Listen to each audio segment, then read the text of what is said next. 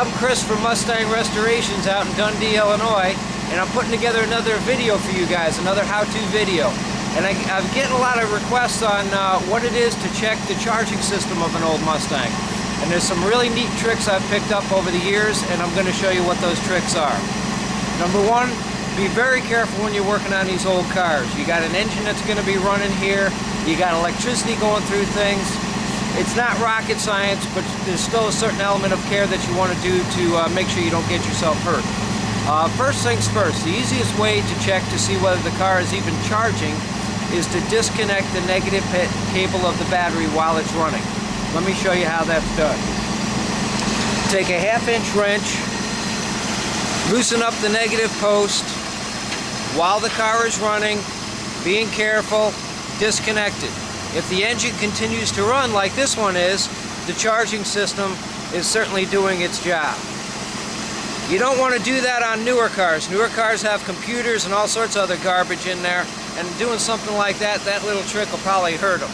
So this is just for cars that say have points in them. Your safest bet is to do it with a car that's anything older than 1973. Now say the engine stalled and you weren't sure what part is bad, whether it's the alternator or the voltage regulator that's bad. I'll show you how to isolate that. Go over to the voltage regulator connector.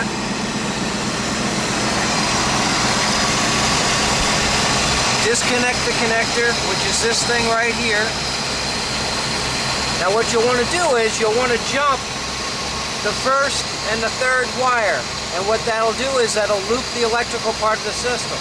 Basically all you need is a paper clip. Just grab a paper clip,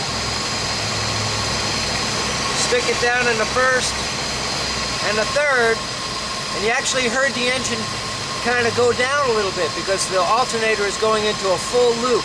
That alternator, if we revved it out, is probably putting about 18 to 20 volts out. So it's critical that you don't rev the engine while you've looped this connector right here.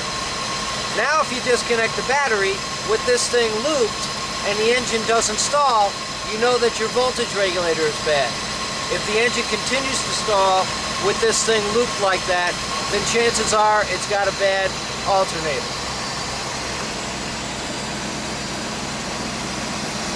Like I say, you want to be careful with everything you do when you're putting these things together on these old cars.